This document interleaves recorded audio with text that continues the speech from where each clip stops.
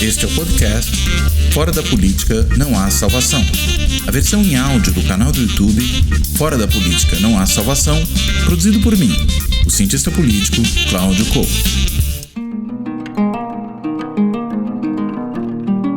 Olá! Este Fora da Política Não Há Salvação é o último do ano de 2021, nosso segundo ano pandêmico. Segundo ano marcado por essa situação muito complicada que nós todos temos vivido, não só no Brasil, mas mundo afora. E essa situação complicada e os desafios que ela coloca, eu até vou acrescentar uma palavrinha que depois vai ser importante para a conversa hoje.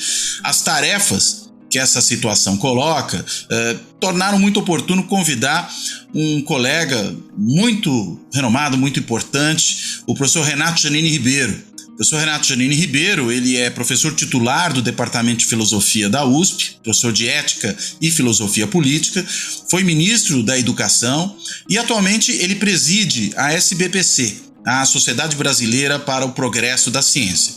E o Renato acaba de lançar um livro, 2 ideias filosóficas sobre a pandemia, E a pandemia, aliás, 2 ideias filosóficas e a pandemia, pela editora Estação Liberdade, na qual ele discute, em segundo lugar no texto, e é por isso que eu fiz menção já à ideia, mas depois a gente vai falar melhor dela.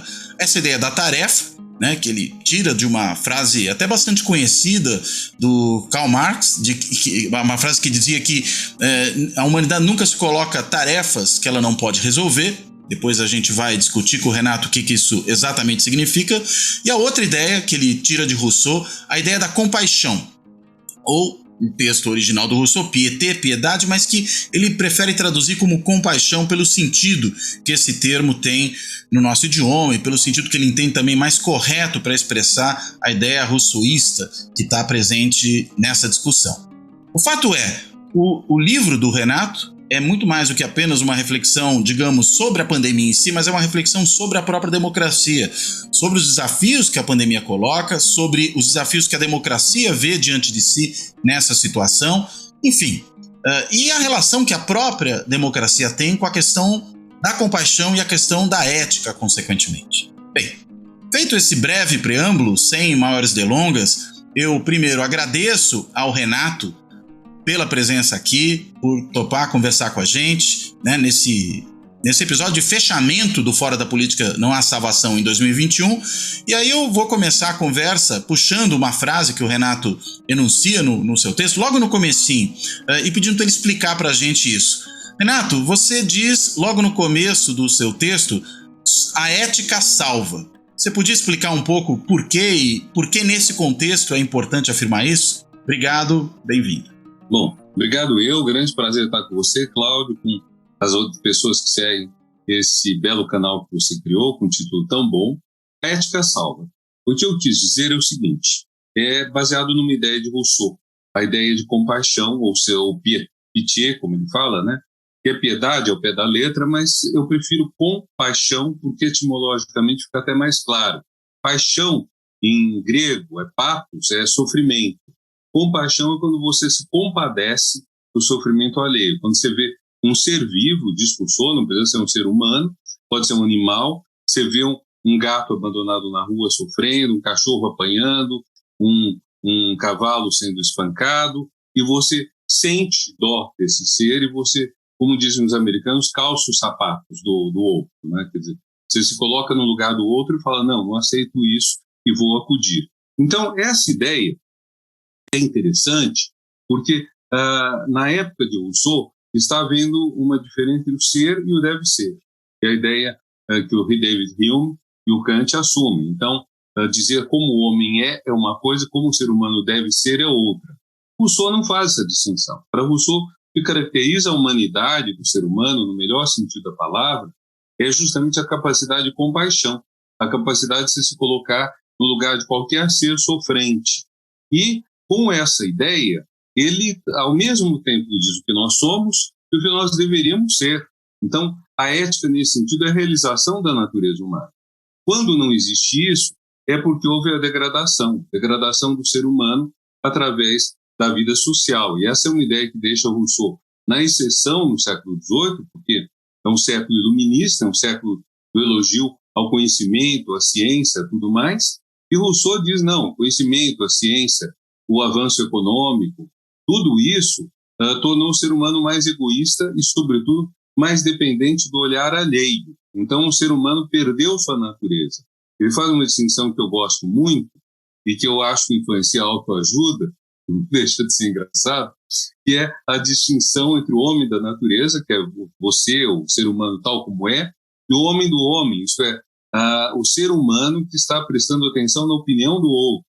E é muito difícil na vida social você não prestar atenção na opinião do outro, não tentar seduzir o seu espectador, sua espectadora. Eu não estou falando só no sentido erótico, estou falando conseguir a simpatia alheia. Então a gente perde a conexão com a nossa natureza. Essa natureza que é uma natureza, vamos dizer, da pessoa ser humanitária, da pessoa ter a compaixão. E ao perder essa conexão, nós nos degradamos. O Rousseau vê a vida social como uma degradação. Ele é um pensador muito complexo, com ideias até contraditórias entre si, que diz isso e também defende o contrato social. Então, depende do Rousseau que você pega, mas é um pensador muito rico.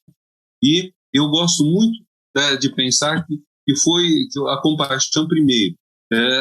Ela alterou o quadro mental da Europa, do mundo ocidental. Até aquela época, o principal entertainment era você ir assistir um suplício em praça pública. Às vezes era só matar a pessoa, às vezes antes de matar você tinha um festival de suplícios, cuja lógica era prolongar o máximo possível a vida, infligindo o máximo possível de dor. Fazer a dor chegar a um nível muito elevado sem que a pessoa ainda morresse. Prolongar a agonia. A própria crucifixão de Cristo é um pouco isso, porque a morte por crucifixão no Império Romano era a morte mais severa, mais cruel, e na verdade era porque o sangue parava de circular e demorava 3 dias, talvez. E às vezes as pessoas demoravam muito tempo para morrer. Então, é esse tipo de coisa, não na crucifixão, mas, vamos dizer, na tortura, no suplício, que é o tempo de Rousseau, e Rousseau vem com essa ideia revolucionária de que, em vez da gente ir à praça pública, porque, olha, que legal, hoje tem um enforcamento, ou então, como conta o Norbert Elias, um grande sociólogo, às vezes não tem ninguém para executar, você compra um condenado à morte da cidade vizinha, ou você bota fogo num saco cheio de gatos para vê-los urrarem. Quer dizer, isso Rousseau, ou ele é a causa da ruptura, que talvez seja um pouco exagerado dizer, ou ele percebe uma ruptura e dá nome a ela, e com isso ele vai influenciar muito essa modificação dos costumes. Então, nesse sentido, quando eu digo a ética salva, é no sentido de que essa preocupação com a compaixão com o outro é uma coisa que, por um lado, está presente na pandemia, quer dizer, não houvesse isso, a gente deixaria as pessoas morrerem às pampas, quer dizer, compara com a grande peste do século XIV, matou entre 1/3 e metade das populações afetadas na Europa e Ásia. Ou 100 anos atrás, a gripe chamada espanhola, matou de 3 a 5% da população mundial. Na projetada hoje seriam 400 milhões de pessoas, projetada a população de hoje. E nós temos algo como 6 milhões, segundo os dados oficiais, segundo The Economist, 17 milhões, mas é muito menos, é muita gente, é uma lástima, mas é muito menos do que 400 milhões que teriam sido. E, em parte, isso é fruto de uma preocupação maior com os outros, que leva a esse cuidado tremendo. Então, você só realiza, vamos dizer, as capacidades humanas com a ética.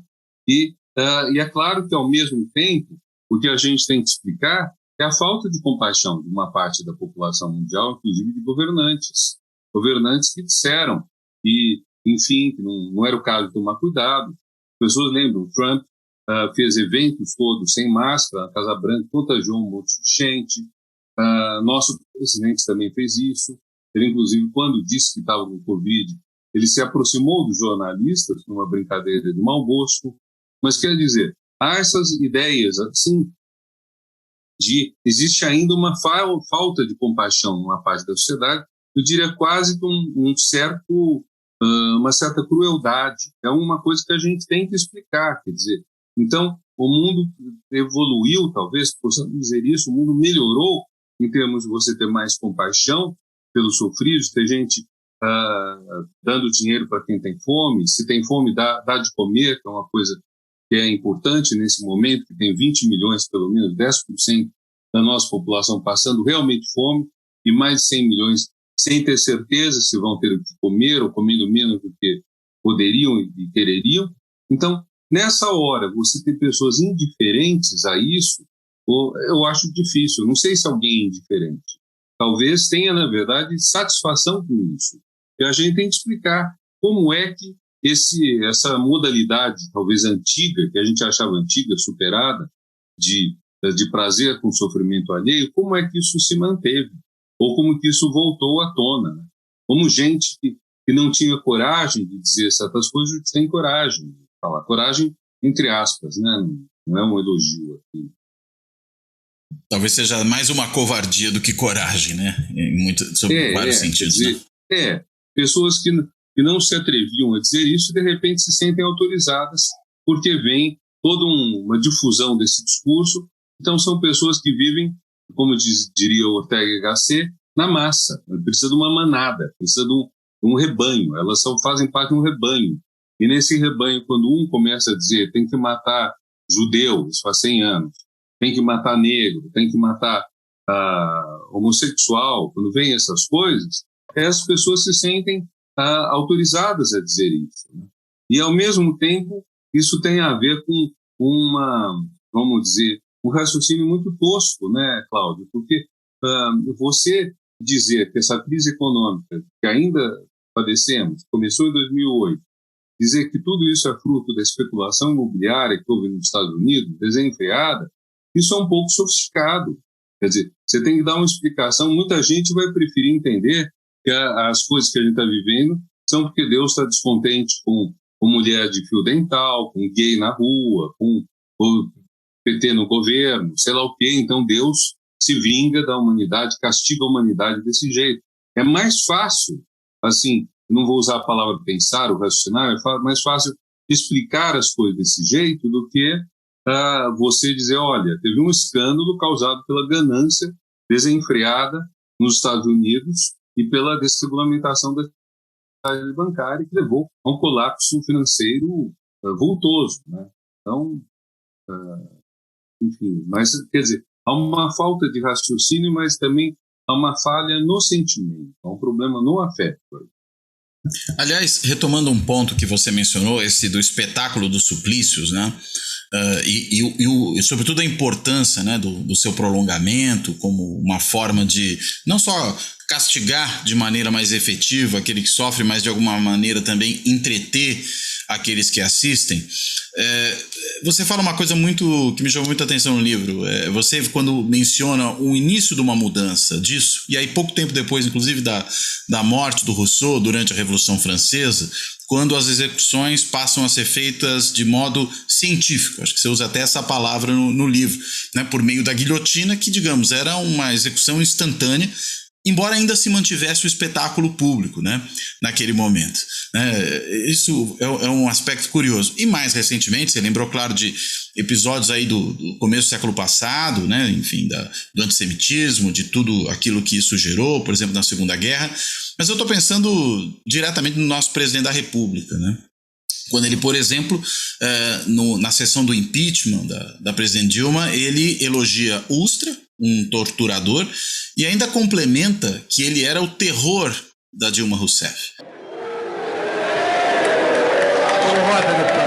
Perderam em 64, perderam agora em 2016, pela família e pela inocência das crianças em sala de aula que o PT nunca teve, contra o comunismo, pela nossa liberdade, contra o Fórum de São Paulo, pela memória do coronel Carlos Alberto Brilhante Ustra, o pavor de Dilma Rousseff. Como vota, deputado? Pelo Exército de Caxias, pelas nossas Forças Armadas, por um Brasil acima de tudo e por Deus acima de todos, o meu voto é sim. Que ele não demonstrava ler a qualquer possibilidade de compaixão, muito pelo contrário, né? Era o ódio sendo demonstrado ali, e aí o elogio à tortura, ou seja, é praticamente um retorno a esse período em que o suplício não é só exibido, mas louvado. Como é que você lê o nosso presidente nesse cenário aí, só para fazer um pouco esse gancho? Olha, é espantoso, traz várias questões. Primeiro, como é que você pode ter uma pessoa tão desprovida de compaixão? Quer dizer, o que é que surge na psique de uma pessoa que faz que ela não sinta com alguém que sofre, que ela não se coloque nesse lugar, que ela não pense isso podia estar acontecendo comigo. Mas, ao contrário, que ela ache bom, bacana, fazer torturas. Inclusive, uma tortura que foi feita com várias mulheres, consta que era colocar camundongos na vagina. Então, você imagina fazer uma coisa dessa, desse nível de ódio, ou os eletrochoques nos testículos, ou abuso sexual, ou muitas outras coisas que foram praticadas pelos torturadores aqui e em outros países. E como é que alguém, em vez de se colocar no lugar da vítima, que é o que provavelmente a maior parte das pessoas vai se sentir quando ler uma história, ou ver um filme que trata disso, a pessoa se coloca no lugar do algoz. Isso é muito complicado de entender. E outro ponto muito complicado de entender é como tantos brasileiros, apesar de terem visto isso, sabido quem era o personagem, lhe deram seu voto. Quer dizer, como é claro que não foram eleições limpas, porque o candidato favorito foi impedido de concorrer. Não posso dizer que as eleições de 2018 tenham sido democráticas para a presidência da República, mas, de qualquer forma, o fato que dezenas de milhões de pessoas alertadas, têm todos os elementos para saber de quem se tratava, endossaram a atitude de alguém que sente prazer no sofrimento alheio. E claramente diz isso e deu continuidade a isso na forma de tratar a pandemia. Então, isso também é muito esquisito, porque, você veja, do ponto de vista racional, Cláudio, o Bolsonaro podia ter feito um governo tão ruim quanto ele fez. Mas se no momento da pandemia ele tivesse comprado, como Dória comprou, a causa da vacina, a causa da saúde, ele se reelegeria sem dificuldade. O resto, suponho eu, ele estaria com outro papel na história do Brasil. E ele não quis fazer isso, quer dizer, isso é uma coisa muito dentro dele, muito forte. E é algo que justamente destoa dessa ideia que surge com Rousseau, e outra, é importante lembrar também que Rousseau é o primeiro grande filósofo a tematizar a educação.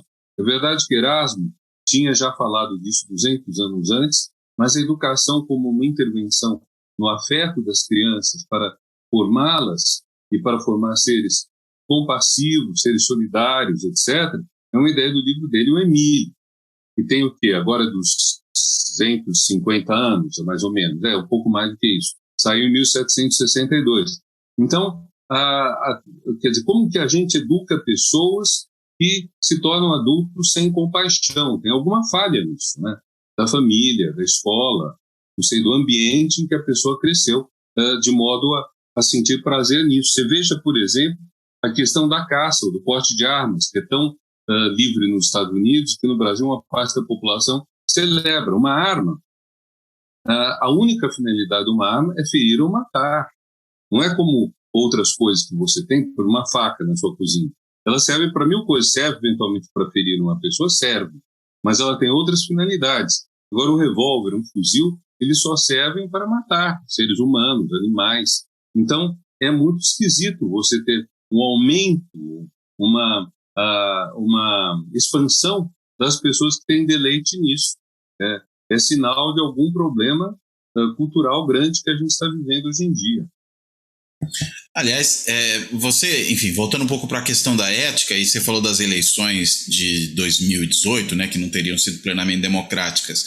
Você faz uma crítica muito interessante para uma parte da ciência política que tende a encarar a democracia como algo puramente instrumental, né? Ou seja, a democracia é, como o Schumpeter, por exemplo, diria, apenas um método, né? Um método para se chegar a decisões políticas.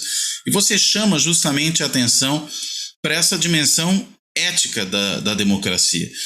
A minha dúvida é, será que na realidade a gente não está falando, no caso, por exemplo, de por que foi eleito Bolsonaro?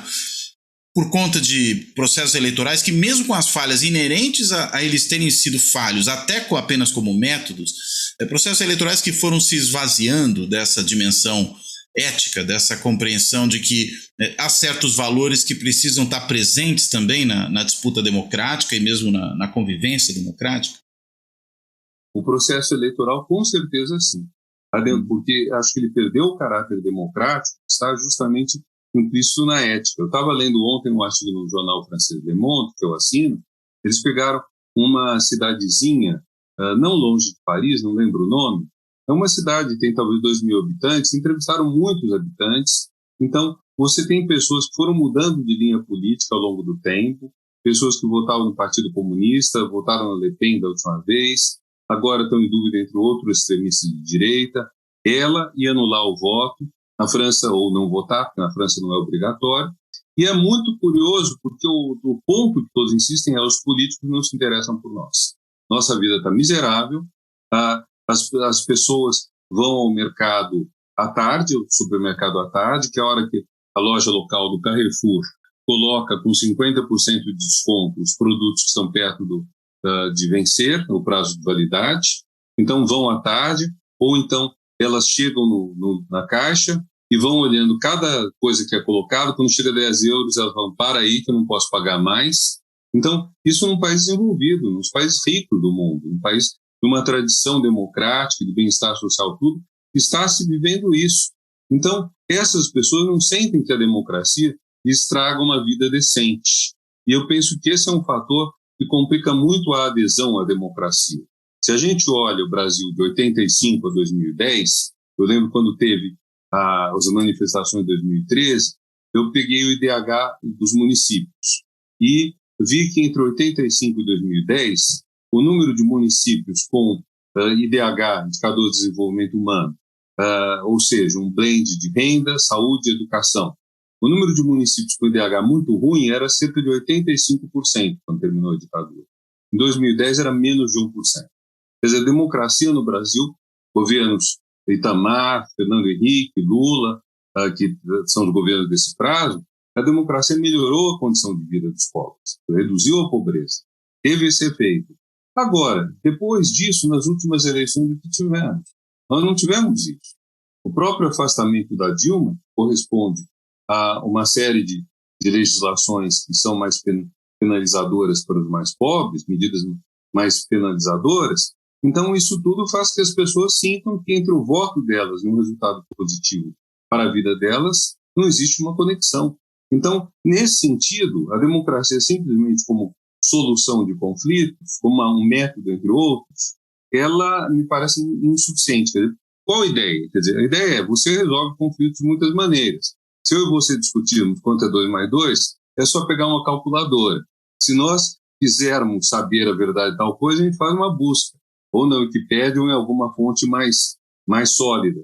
Agora, para escolher quem é o governante, uma boa ideia é a quantidade de pessoas que votam num ou no outro. Mas você veja, mesmo pensando apenas como método, o pressuposto desse método é a igualdade, é que todos os eleitores são iguais entre si. Então é um pressuposto ético.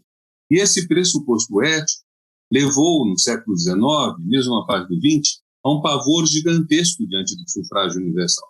Havia um medo de que o sufrágio universal levasse os pobres a terem maioria e confiscar os bens dos ricos ou taxar fortemente os ricos.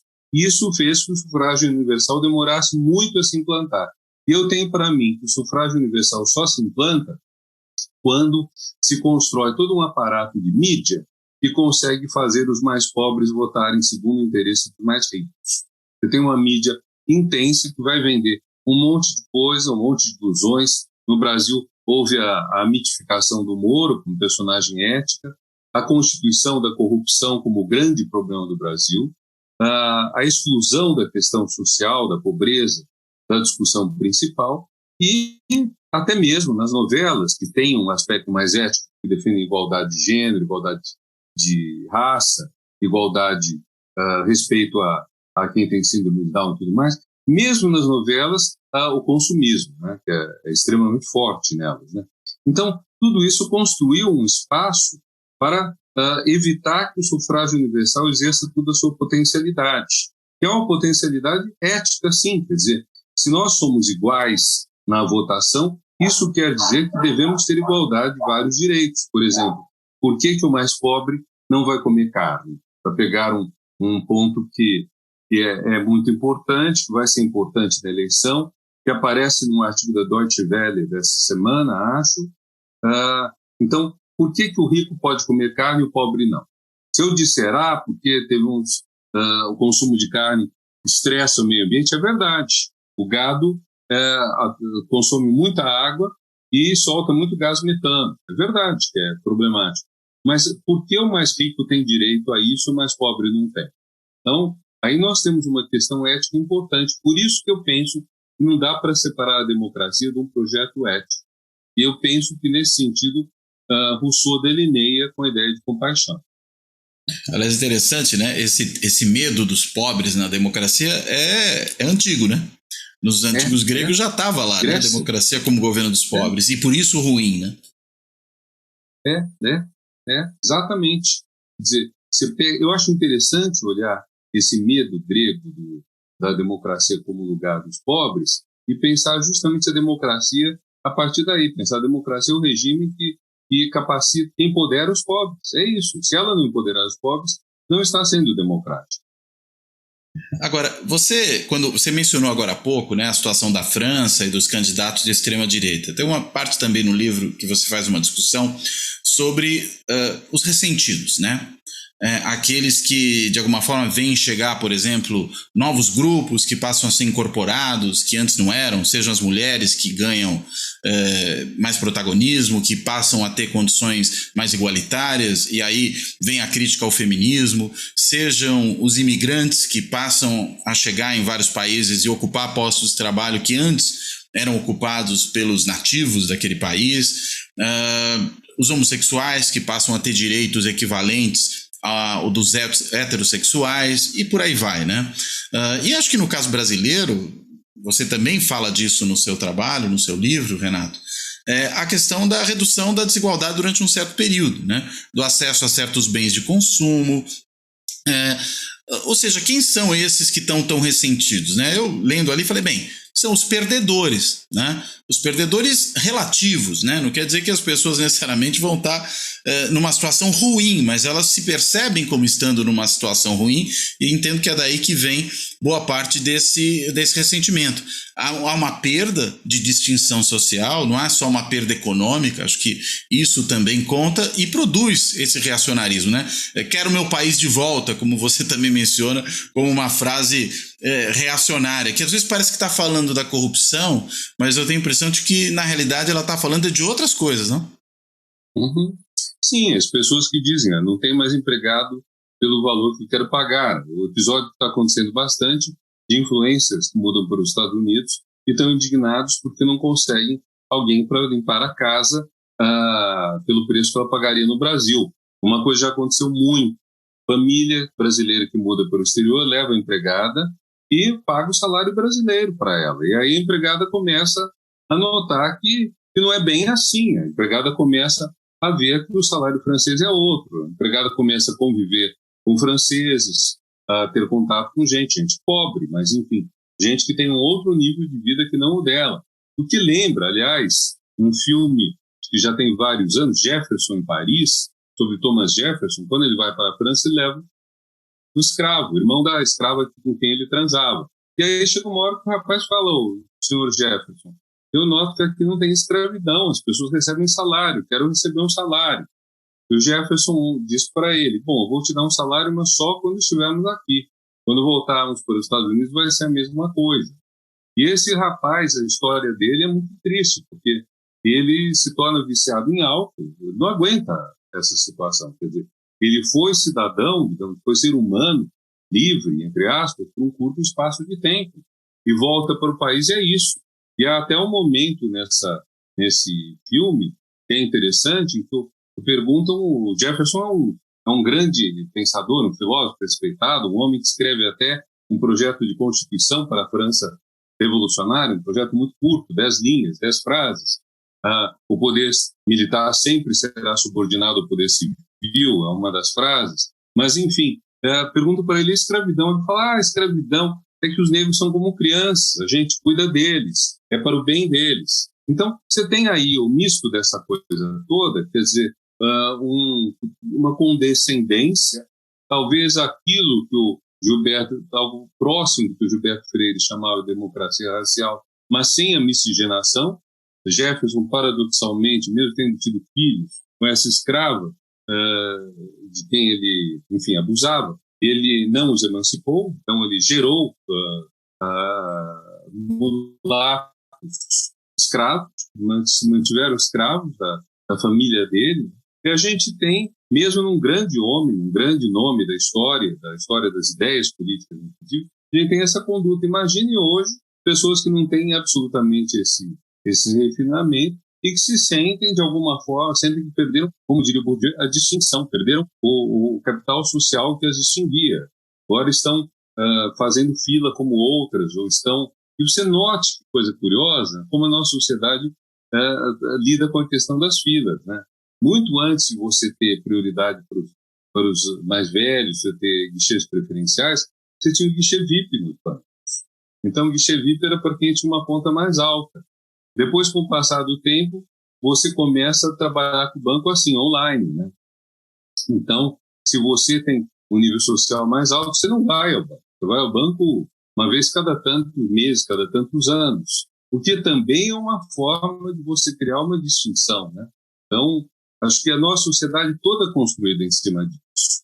Quer dizer, eu chamo de bônus da desigualdade social. Quer dizer, há uma satisfação da ordem do desejo de que eu sou melhor que o outro, de que eu sou tratado melhor que o outro, de que eu tenho um nível social que me eleva em relação aos outros, né? E isso torna a democracia no Brasil uma coisa muito difícil, né? Uma planta tenra. Acho que é uma frase de alguém da UDN, né? Mas eu diria tenra por causa de vocês da UDN, do velho partido de direita, né? Porque vocês não querem democracia no sentido de abrir espaço para os mais pobres, né? Quer dizer, a frase que eu não sei se comento isso no livro, mas quando teve os conflitos raciais dos Estados Unidos, nos anos 60, eu vi várias pessoas no Brasil dizerem: aqui não tem esse problema entre branco e negro, porque aqui o negro conhece o seu lugar. É uma frase horrorosa, né? Então, conhece o seu lugar. Então, por causa disso, eles não reivindicam uma igualdade que eles não teriam. Agora, que razão em santa consciência existe para falar uma frase tão absurda como essa? Não existe nenhuma. Aliás, uma outra coisa que você fala no livro é que há uma expansão da ética, né, nos tempos que nós vivemos aqui. E na hora quando eu li isso, falei interessante, porque isso guarda uma grande correspondência, e tem muito a ver com os pontos que você estava acabando de mencionar também, com a ideia de expansão de direitos, né? Porque os direitos deixam de ser só de uma pequena elite, de um pequeno grupo restrito, e passam a se universalizar, né? E aí, consequentemente, enfim, a fila tem que ser a mesma para todo mundo, né? Os bancos, a gente sabe que, já que não podiam mais ter a fila VIP, criaram o banco VIP, né? Então você tem o banco normal e o Prime, você tem o banco não sei o quê e o Personalité, geralmente uma agência separada, um pedaço separado dentro da agência, e aí, digamos, você resolve a fila de outra maneira, né? Dizer, não, mas aqui é um outro banco, né, na prática, embora seja o mesmo. Né? A gente resolve assim. Agora, é interessante, o que são os direitos, então, desse ponto de vista, que se expandem? Você entende que são esses valores que vão se transformando em normas jurídicas, é isso? E aí, digamos, eles resultam, talvez, dessa expansão da ética? Ou são dois processos separados? Como é que você percebe isso? Sim. Se a gente pensa as declarações de direitos humanos, a inglesa, que se chama Bill of Rights, tem mais de 300 anos, é uma declaração bem limitada, reservada aos nascidos na Inglaterra. A francesa e a americana têm um cunho universal, tanto que a francesa, Declaração dos Direitos do Homem e do Cidadão, quer dizer, entendendo uma coisa mais ampla. Há uma tentativa, isso eu acho que tem uma tendência de expansão gigantesca, tanto que logo depois vamos ter essa líder feminista, o Lampe de Gouges, que propõe a Declaração dos Direitos da Mulher e é guilhotinada, não por acaso, né? Agora, nas últimas décadas, o que a gente tem tido é uma expansão de respeito ao outro, de valores, e esses valores vão se convertendo em direitos, tanto que você nota quantas declarações a ONU fez de direitos. Eu penso muito na Declaração do Direito à Casa Própria, o Habitat, a Conferência de Istambul, na virada do século, que estabeleceu como direito a ter uma casa, todo mundo tem uma moradia digna, né? Então você vai tendo cobranças disso, e no próprio Brasil há uma coisa curiosa, porque nós nos acostumamos a ter tudo isso só como palavras, que não são cumpridas. Mas a Constituição de 88 criou o mandado de injunção. pelo qual um direito constitucional que não esteja sendo cumprido, o Supremo Tribunal pode legislar vicariamente nessa ordem para garanti-lo. O Supremo tem feito isso timidamente, mas tem feito um pouco. De certa forma, a autorização do casamento de homossexuais prosperou nisso, a assimilação da homofobia a crime de racismo também veio nessa direção, e nós temos tido esse crescimento de direitos que eu acho que é justamente isso que você colocou. Está associado a uma expansão da ética. Agora, quando eu falo expansão da ética, eu penso num caso muito simples: não matarás. É um mandamento bíblico, e não só da Bíblia judaico-cristã, praticamente toda ética tem isso. Agora, para a maior parte das pessoas, não matarás quer dizer o quê? Não vou dar veneno, não vou dar facada, não vou dar tiro. Mas e se não matarás, incluir também, vou cuidar daquele que está podendo morrer, está em risco de vida, e eu tenho uma obrigação ética de acudi-lo. Quer dizer, uma pessoa está passando fome, se eu a deixo morrer, eu a estou matando.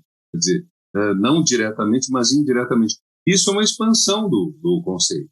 E é nesse sentido que eu penso que a ética não pode ser preguiçosa, não pode ser uma ética assim do certo e do errado, que você vai ticando e fala, bom, eu matei alguém? Não dei tiro em ninguém, não dei veneno, não fiz nada, mas aí você atropelou alguém e não acudiu? Você viu uma pessoa atropelada e não fez nada? Você viu gente com fome e foi indiferente a isso? São questões que eu acho que são bastante importantes, que vão surgindo, que vão crescendo, e que, enfim, a gente teria que observar mais, né? E talvez por isso mesmo, né, seja tão preocupante essa questão do ódio, né, que ganha espaço na política. Porque se você está apontando a ética e a compaixão, né, eu não sei até que ponto a gente pode tornar isso também análogo à empatia, que eu acho que é uma outra coisa muito próxima, né, porque você até aponta, né, que a compaixão é sofrer junto, né? A gente sempre pensa em empatia como sentir junto, ou sentir o mesmo que o outro. Me parece que são ideias muito próximas. Talvez por isso seja tão nítido, né, que o chamado discurso de ódio, ou as várias práticas relacionadas ao ódio na política, vêm sempre de figuras profundamente autoritárias, né, e, portanto, antidemocráticas, né? Digamos que talvez você acha que a gente não pode falar isso exatamente, mas só para pensar em termos homólogos, né? Talvez dê para pensar o ódio como correspondente autoritário ao que é a empatia ou a compaixão na democracia, não?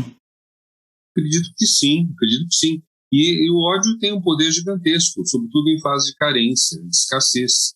Você veja, né, a Segunda Guerra Mundial, ela é gerada a partir da incapacidade das sociedades liberais de lidarem com a desgraça que foi a primeira. Você tem dezenas de milhões de viúvas, de órfãos, dezenas de milhões de pessoas seriamente machucadas, amputadas, e a sociedade liberal não tem projeto nenhum para cuidar dessas pessoas, não criam um estado de bem-estar social para acudi-las. Elas dependem do quê? Ou da caridade, ou então de se organizarem em grupos paramilitares para isso. De certa forma, na Rússia eu vi isso, né, com os sovietes de soldados, e na Alemanha e na Itália eu vi isso com os veteranos que se juntaram à bandeira.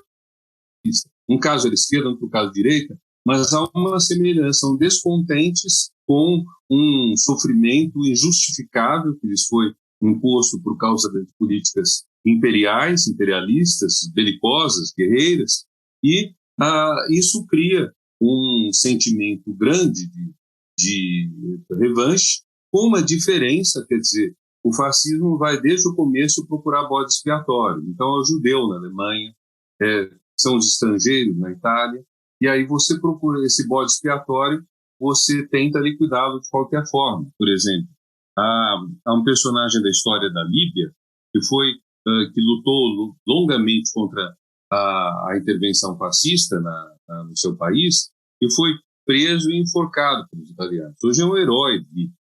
E quando o Gaddafi visitou a Itália, ele fez questão de levar o filho dele na comissão de honra, isso foi nos anos 80, e de ir com uma foto do herói líbio no peito, quer dizer, independente do que tenha sido Gaddafi. Mas é interessante notar que a Itália elegeu, por exemplo, muitos africanos, líbios, tunisianos, etíopes, eritreus, como raças inferiores. contra quem eles tinham que se impor. A Albânia também a Itália invadiu, né?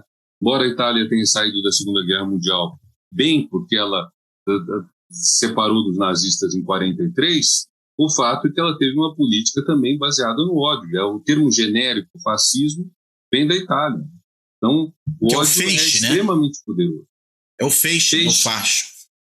A união faz a força, né? Exatamente. Então, você junta várias pessoas e você junta elas pelo ódio. O ódio é muito poderoso. Sim. E eram, até você falou dos grupos italianos, né? Que eram os fasci di combattimento, né? Aqueles que se uniam e eram realmente, né, mutilados de guerra, gente que veio com uma série de problemas e não tinha lugar na sociedade, e vai dar lugar ao movimento fascista, né?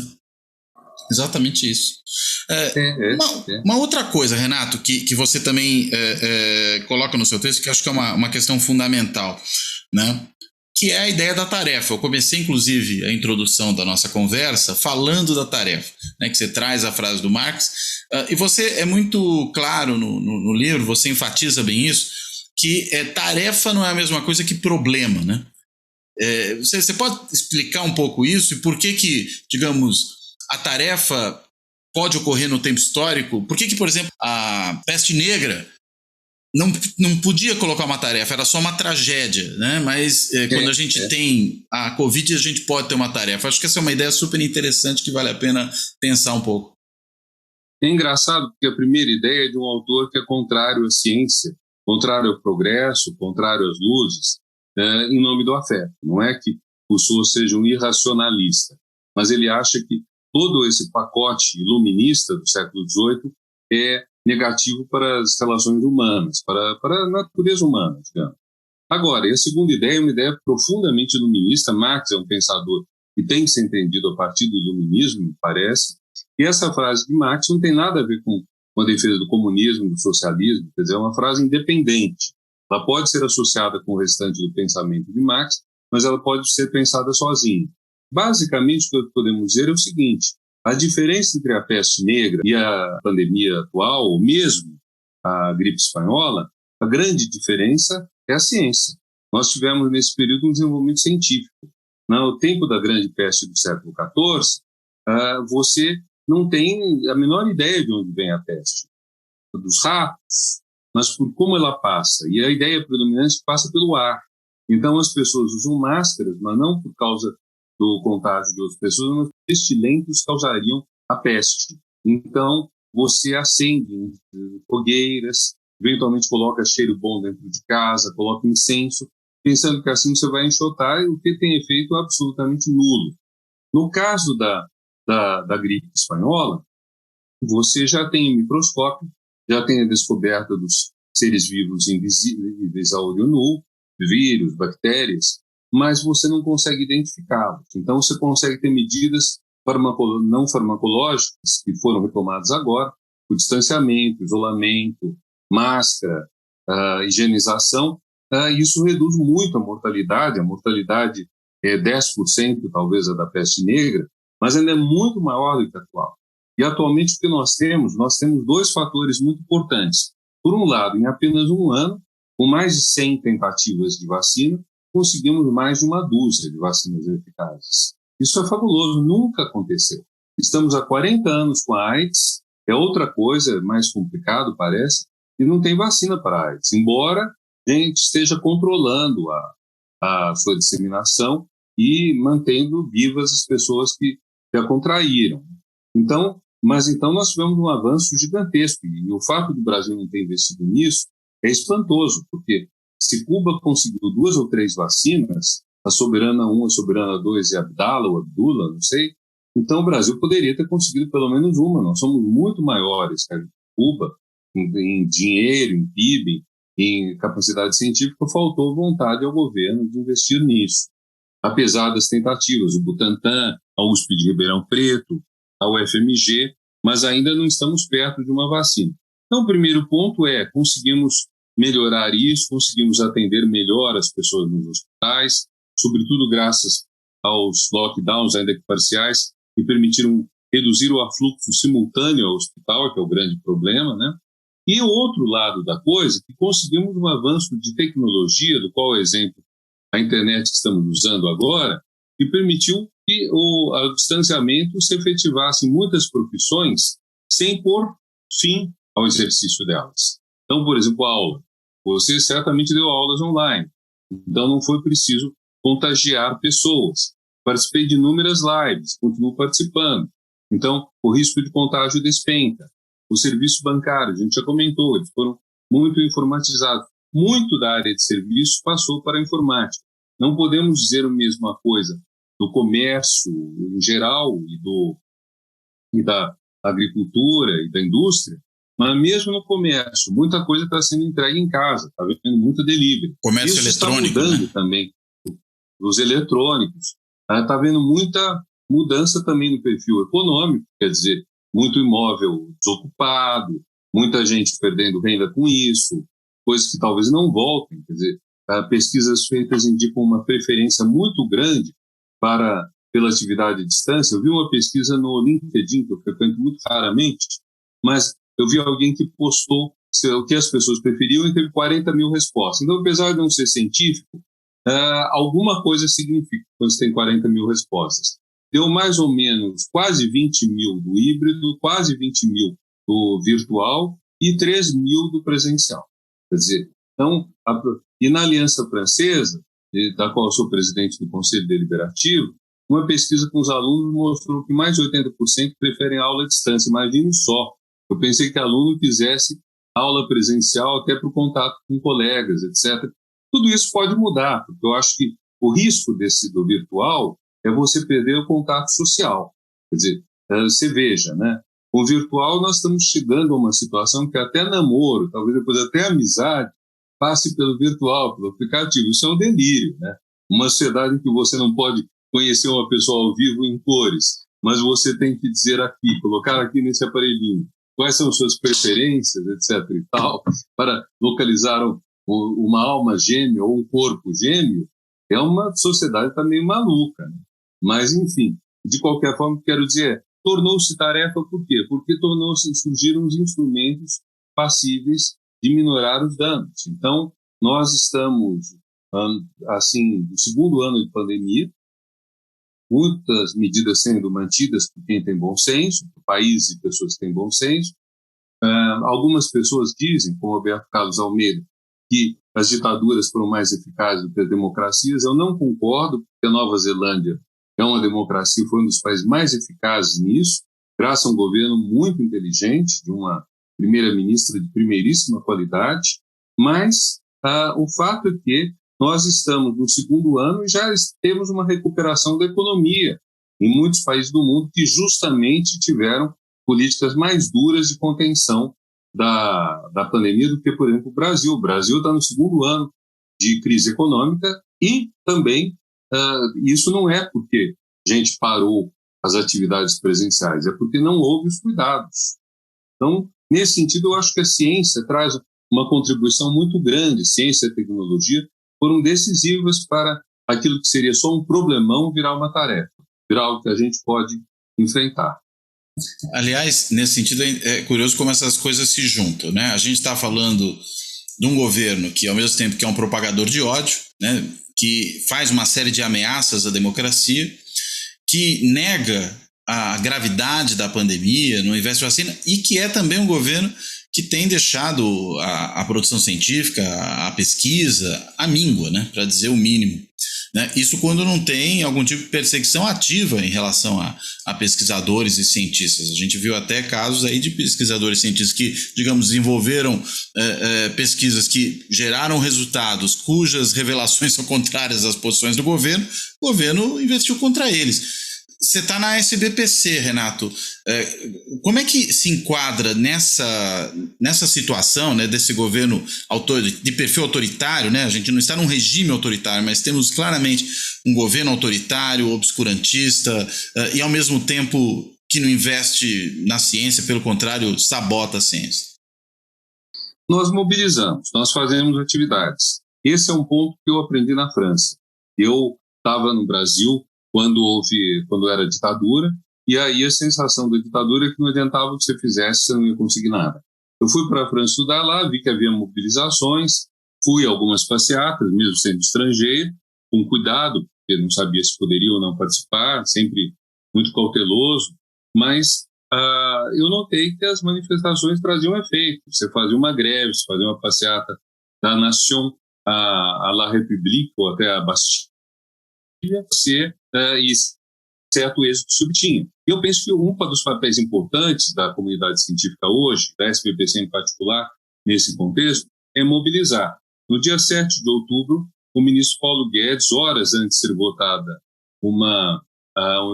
um aporte de verbas para o CNPq, tirou esse dinheiro do CNPq e deu para outras finalidades, horas antes. Nós ficamos sabendo quando tudo já estava resolvido, já estava feito, né?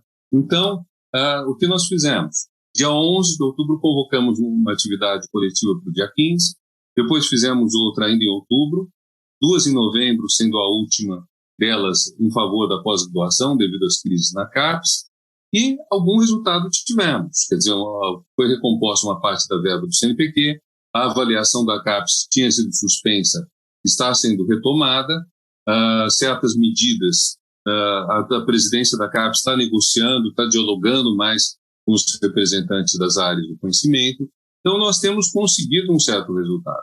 Não é tudo que nós queríamos, porque dos 7,5 bilhões de reais do Fundo Nacional de Desenvolvimento Científico e Tecnológico, uma boa parte não foi liberada e vai ser perdida. Não tem mais jeito, não tem mais tempo. Insistimos o tempo todo, mas nos defrontamos com um muro. Mas mesmo assim, nós continuamos lutando. Isso é importante. Ontem mesmo, no dia que a gente está gravando, a gente fez uma atividade em defesa do Arquivo Nacional. E está agora com um novo diretor que não entende de arquivística e foi, por decreto ou por lei, autorizado qualquer ministério a requisitar documentos do Arquivo Nacional e destruí-los. Então, isso é uma coisa talvez inédita no Brasil, raríssima no mundo, e também estamos atuando. Então, quer dizer, é uma coisa praticamente ininterrupta. Nós não paramos de nos manifestar, mas é muito importante essa presença, é muito importante a gente ter aliados. A gente tem aliados no parlamento, tanto partido de esquerda quanto de direita. Nós temos aliados no empresariado. A mídia sente-se tocada pelas nossas questões. Você viu que houve uma reação forte da mídia. Agora, tudo isso é difícil, porque é um governo que realmente não se pauta pelos valores da ciência. Não se pauta. Aliás, essa semana mesmo teve o episódio do Bolsonaro dizendo que passou a ripa, eu acho que a expressão foi essa que ele usou, no IPHAN, porque o IPHAN teria embargado uma obra da Avan, aquela empresa do empresário que é simpático ao Bolsonaro, para dizer o mínimo, né? Porque descobriu que havia um sítio arqueológico onde ele ia construir a loja. E aí ele falou, nem sei o que é IPHAN, quando eu descobri, falei, manda embora todo mundo. É muito representativo, né, do que tem sido esse governo. É muito representativo, é flagrantemente ilegal, provavelmente inconstitucional, porque um órgão como o IPHAN, ele é criado por lei há muito tempo, né, com uma missão específica, então ele tem que cumprir essa missão. A mesma coisa, o equivalente, é a Fundação Palmares. A Fundação Palmares foi criada para valorizar o legado e a memória viva dos negros. Então, você ter um presidente da Fundação Palmares que, mesmo sendo negro, é contrário a Zumbi dos Palmares, é contrário às causas negras, é algo que não está dentro da legalidade republicana. Então, eu penso que aí a gente deveria pensar um pouco nessa palavra república, que para francês, república quer dizer tudo. Quer dizer, república é um termo extremamente significativo. Eu lembro quando Macron tomou posse e falou em laicidade republicana. São duas palavras que quer dizer um monte de coisa, quer dizer separação do público do privado, separação da igreja e do Estado, respeito à lei é igual para todos são iguais perante a lei. Tudo isso vem só nessas duas frasezinhas, laicidade e republicana. E aqui no Brasil, esse espírito republicano é um pouco precário, quer dizer, o judiciário até suspendeu o presidente da Fundação Palmares por um tempo, mas depois ele foi reintegrado, mesmo tomando medidas que são totalmente contrárias ao espírito da instituição que ele dirige. Né? Então, nós temos um problema sério aí no Brasil hoje. Né? E aí é um problema de valores, Cláudio. Não é quando o pessoal fala as instituições estão funcionando, Eu acho que elas funcionam num certo sentido. Primeiro de tudo, elas abrem as portas, geralmente 9 da manhã, fecham geralmente 18 horas, mandam pagar dinheiro para algumas pessoas, esse dinheiro é pago. Que mais? Elas estão defendendo a Constituição, estão defendendo a legalidade, mais ou menos. Às vezes você vê, às vezes você não vê o que está acontecendo. Então, é complicado isso, né? É claro que eu creio que nem eu nem você queremos a judicialização plena da política, mas o judiciário, nesse momento, teria que estar cumprindo mais o papel de colocar limites no que viola a Constituição, viola as leis, deveria estar fazendo isso, né? E também o poder legislativo. E, na verdade, nós entramos numa crise grande que a gente não sabe no que vai dar. Agora, o otimismo que a gente pode ter, Cláudio, aí eu vou falar uma coisa para um historiador, talvez seja absurda. A gente sabe que os historiadores hoje não acreditam na ideia de progresso. Eles são um pouco como os filósofos, um pouco como os antropólogos, não creem na ideia de progresso. Cientista político crê, geralmente, mas historiador, filósofo e antropólogo não muito. Mas eu diria, Cláudio, que do ano 1200 para cá, mais ou menos, nós temos uma expansão crescente de algo que começa podendo ser chamado de Estado de Direito, e depois a gente poderia chamar de democracia. Vai havendo um crescente.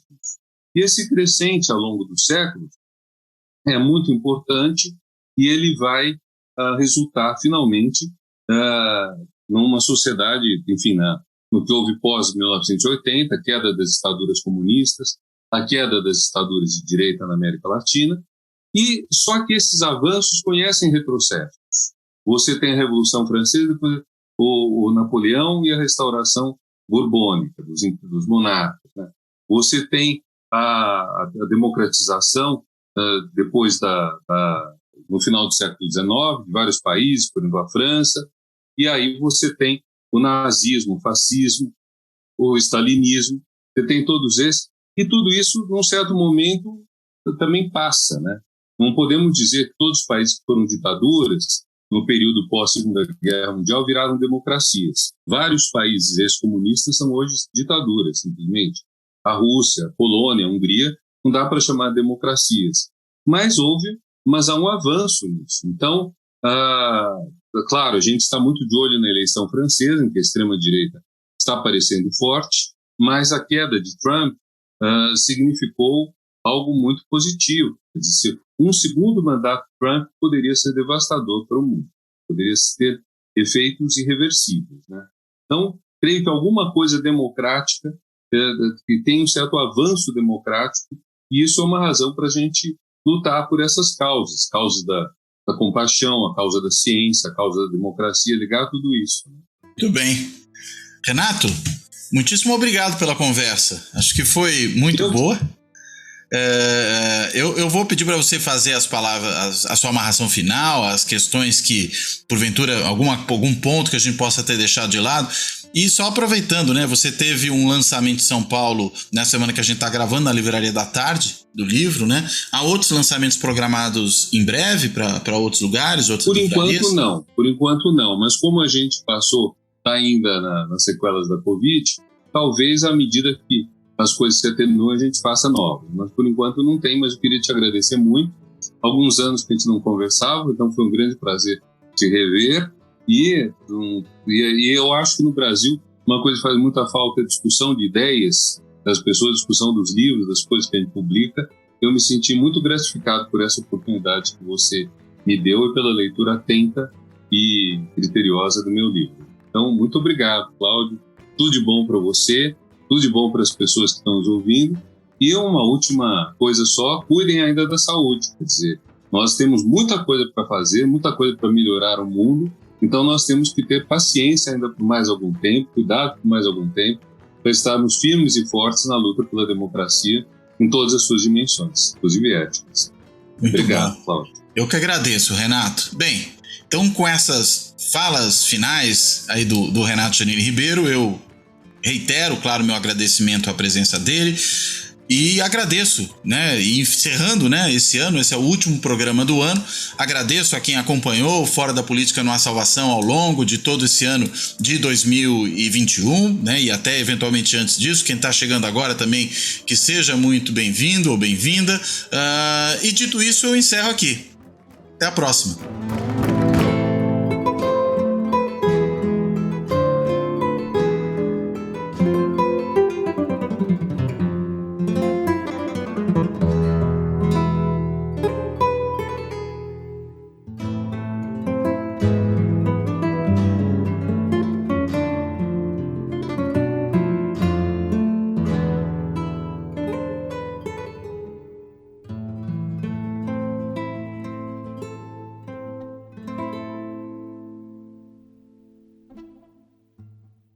Fora da política, não há salvação.